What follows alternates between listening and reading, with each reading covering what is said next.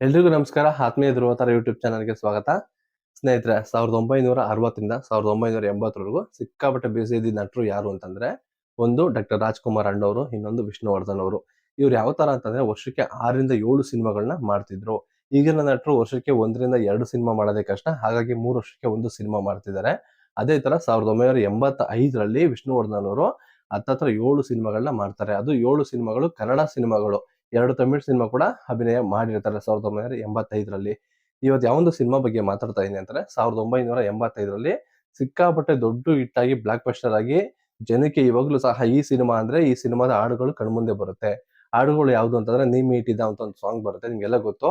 ಈ ಒಂದು ಸಾಂಗು ಈ ಸಿನಿಮಾದಲ್ಲೇನೆ 3 ಸರಿ ಬರುತ್ತೆ. ಅಷ್ಟು ದೊಡ್ಡ ಮಟ್ಟದಲ್ಲಿ ಈ ಸಾಂಗು ಹಿಟ್ ಆಗಿತ್ತು. ಈ ಸಿನಿಮಾ ದ್ವಾರಕೀಶ್ ಅವರ ಒಂದು ಪ್ರಥಮ ನಿರ್ದೇಶನ, ಮೊದಲ ಬಾರಿಗೆ ನಿರ್ದೇಶನ ಮಾಡ್ತಾರೆ. ಆ ಸಿನಿಮಾ ಯಾವುದು ಅಂತಂದ್ರೆ ನೀ ಬರೆದ ಕಾದಂಬರಿ ಸಿನಿಮಾ. ಈ ಸಿನಿಮಾದಲ್ಲಿ ವಿಷ್ಣುವರ್ಧನ್ ಅವರು, ಭವ್ಯ ಅವರು ಮತ್ತು ಸಿ.ಆರ್. ಸಿಂಹ ಅವರು ಅಭಿನಯ ಮಾಡಿರ್ತಾರೆ.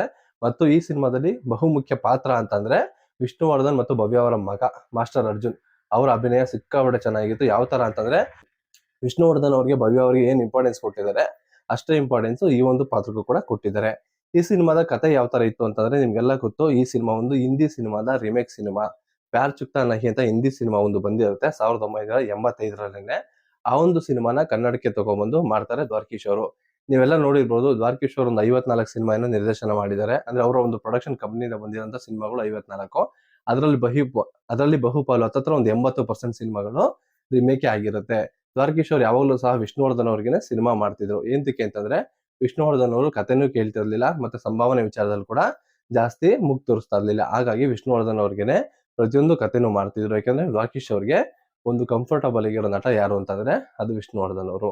ಈ ಸಿನಿಮಾನ ಪ್ಯಾರ್ ಚುಕ್ತಾ ಈ ಸಿನಿಮಾನ ಹಿಂದಿಲಿ ನೋಡಿರ್ತಾರೆ ದ್ವಾರಕೀಶ್ ಅವರು. ನೋಡಿ ಆ ಸಿನಿಮಾನ ಕನ್ನಡಕ್ಕೆ ತಗೊಬಂದು ಮಾಡ್ಬೇಕು ಅನ್ಕೋತಾರೆ.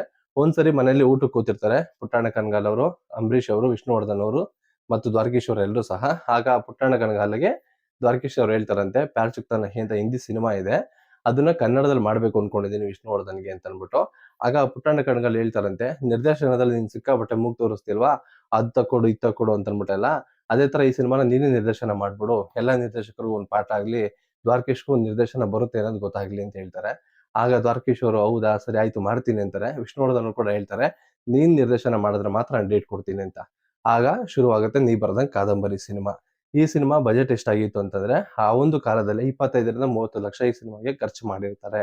ಅದು ದ್ವಾರಕೀಶ್ ಅವರು ಎಷ್ಟು ಬುದ್ಧಿವಂತರು ಅಂದ್ರೆ, ಸಿನಿಮಾನ ಸುಮ್ನೆ ಯಾರಿಗೂ ಮಾರ್ತಾ ಇರ್ಲಿಲ್ಲ. ಈ ಸಿನಿಮಾ ಒಂದಷ್ಟು ಜನ ಒಂದು 25 ಲಕ್ಷಕ್ಕೆ 30 ಲಕ್ಷಕ್ಕೆಲ್ಲ ಕೇಳ್ತಿರ್ತಾರೆ. ಚೆನ್ನೈಯಲ್ಲಿ ಸಿನಿಮಾದ ಒಂದು ಪ್ರೀಮಿಯರ್ ಕೂಡ ಹಾಕಿರ್ತಾರೆ.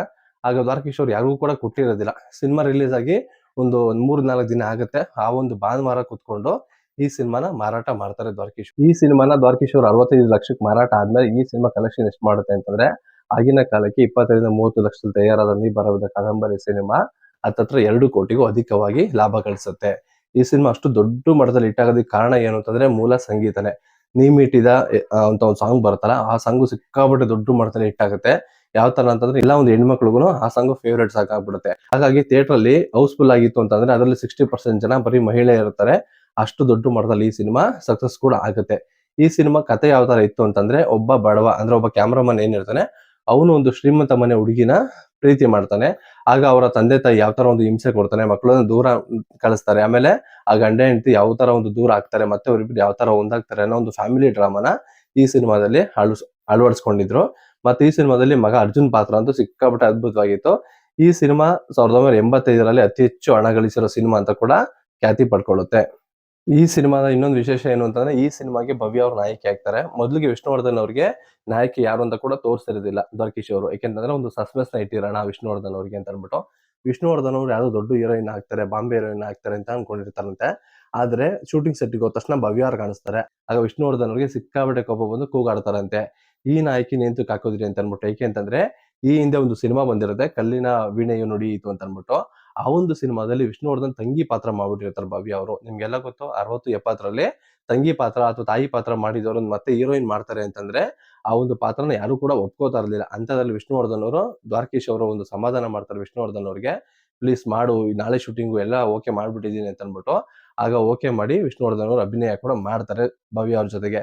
ಮೊದ್ಲಿಗೆ ಇಷ್ಟ ಇರಲ್ಲ, ಆಮೇಲೆ ಯಾವ ತರ ಆಗುತ್ತೆ ಅಂತಂದ್ರೆ, ಭವ್ಯ ಅವ್ರ ಜೊತೆ ಒಂದು 10ರಿಂದ 15 ಸಿನಿಮಾಗಳನ್ನ ವಿಷ್ಣುವರ್ಧನ್ ಅವ್ರು ಮಾಡ್ತಾರೆ.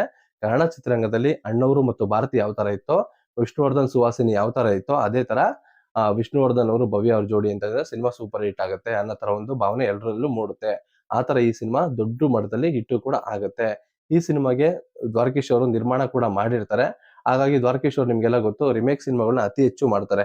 ಅವರ ಒಂದು ಪ್ರೊಡಕ್ಷನ್ ಅಲ್ಲಿ ಒಂದು 50 ಸಿನಿಮಾಗಳನ್ನ ಮಾಡಿದ್ರೆ ಅದ್ರಲ್ಲಿ ಹತ್ತತ್ರ 25-30 ಭಾಗ ಸಿನಿಮಾ ರಿಮೇಕ್ ಇರುತ್ತೆ. ಅವರೆಲ್ಲಾ ಸಿನಿಮಾನು ತಗೊಂಡ್ ವಿಷ್ಣುವರ್ಧನ್ ಅವ್ರಿಗೆ ಮಾಡ್ತಿದ್ರು. ಅದು ಯಾಕೆ ಅಂತ ಗೊತ್ತಿಲ್ಲ. ವಿಷ್ಣುವರ್ಧನ್ ಅವ್ರದ್ದು ಬಾಂಡಿಂಗ್ ತುಂಬಾ ಚೆನ್ನಾಗಿತ್ತು. ಅವ್ರು ಮಾಡೋ ಸಿನಿಮಾಗಳು ಎಲ್ಲ ಸಹ ಸೂಪರ್ ಹಿಟ್ ಆಗ್ತಿತ್ತು. ಹಾಗಾಗಿ ಅವ್ರಿಗೆ ವಿಷ್ಣುವರ್ಧನ್ ಅವರನ್ನ ಸಿಕ್ಕಾಪಟ್ಟೆ ಪ್ರೀತಿ. ವಿಷ್ಣುವರ್ಧನ್ ಅವ್ರಿಗೆ ಎಲ್ಲಾ ಸಿನಿಮಾಗಳನ್ನ ಮಾಡ್ತಿದ್ರು. ನೀವು ಈ ಒಂದು ಸಿನಿಮಾನ ಯಾವೊಂದು ಚಿತ್ರಮಂದಿರದಲ್ಲಿ ನೋಡಿದ್ರಿ ಅನ್ನೋದನ್ನ ಕೆಳಗಡೆ ಕಮೆಂಟ್ ಮೂಲಕ ತಿಳಿಸಿ ಅಂತ ಹೇಳ್ತಾ ವಿಡಿಯೋನೆಲ್ಲ ಮುಗಿಸ್ತಿದ್ದೀನಿ. ಎಲ್ರಿಗೂ ಧನ್ಯವಾದಗಳು.